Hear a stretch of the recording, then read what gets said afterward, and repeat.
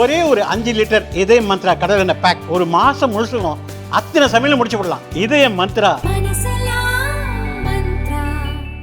Arunexalo Ziva, an elite active retirement community in Mahabalipuram, Chennai. For apartments and luxury villas, call 7288 நீயா திங்காசி தம்பி எப்படி இருக்க? நல்லா இருக்கேண்ணே. நீ எப்படி இருக்கிய? நான் நல்லா இருக்கிறப்பா. என்ன பார்த்து ரொம்ப நாள் ஆச்சு, அண்ணனும் வேலையை வெளியூர் போயிட்டேன். என்னண்ணே எதுவும் செய்தி இருக்கா? வெளியே ஆள் வர்ற மாதிரியே தெரியல. நீங்கள் தான் சொல்லணும் ஏதாவது. செய்தியில் நிறைய இருந்துச்சு, நமக்கு தான் முக்கியமான வேலைகள் வந்துருச்சு, அதனால போயாச்சு. இனிமே ரெகுலர் அப்டேட் வந்துடும்ல.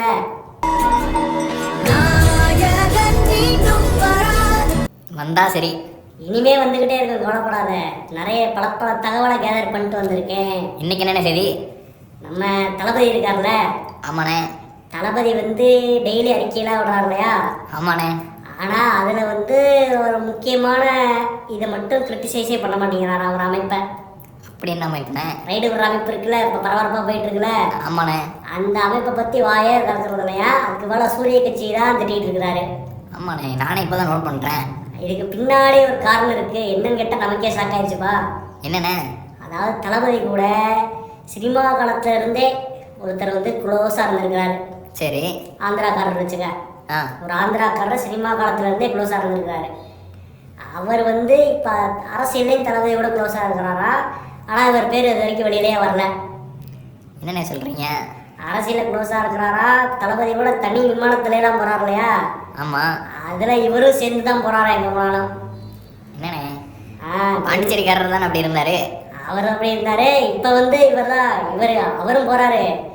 இவர் வந்து அவர் நிறைய பேர் தெரியும்ல, இவர் வந்து தெரியலை, இது வரைக்கும் தெரியல.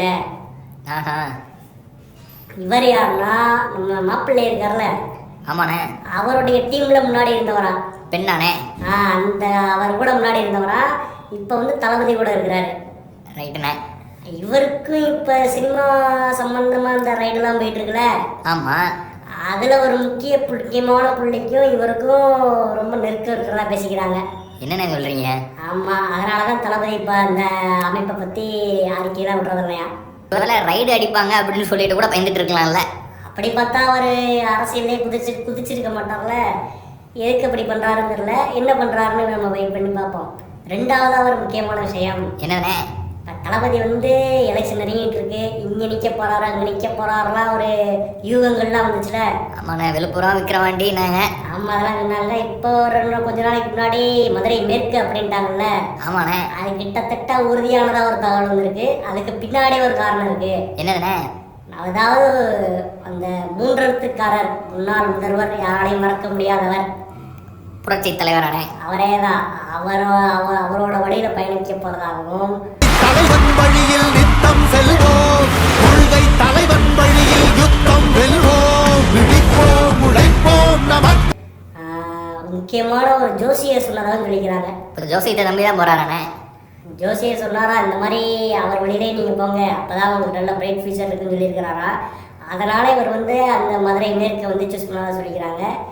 அதனால தான் அந்த படத்தில் கூட அந்த சாட்டையை எடுத்துகிட்டு அதே மாதிரி போஸ்லாம் கொடுத்தாரா? நானே இட்டால் கொடுத்தார்ல. ஆமாண்ணே.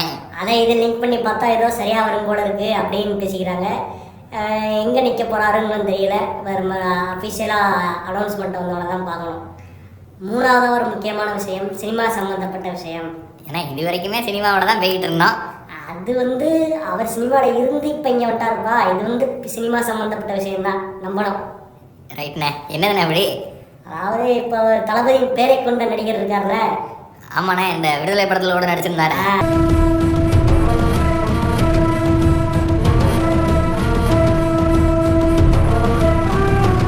அவர் இந்த ப்ரெஸ் மீட்லாம் கொடுத்துட்டாருல, இப்போ ரீசெண்டாக பரபரப்பாக போயிட்டு இருக்கு. ஆமாண்ணே.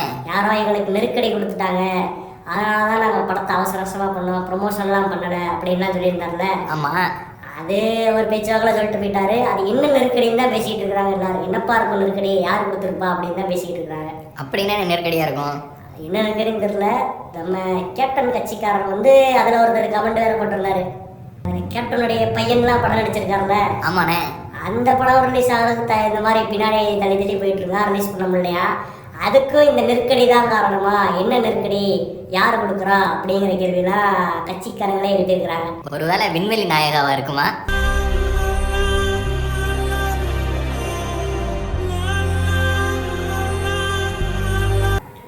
படமாக இருக்குமான்னு நமக்கு தெரியாது. நம்ம சினிமாவில் பார்க்குறதில்ல, அந்த பக்கம் தலையிடுறதும் கிடையாது. ஏன் அப்படி சொன்னார் தெரியல. அவர் வாட்டு சொல்லிட்டு போயிட்டாரு. கடவுளுக்கே வெளிச்சேன். நான் தான் அட்ராசிட்டி ஆறுமுகம் பேசுறேன். எல்லாரும் அட்டன் பண்ணீங்க.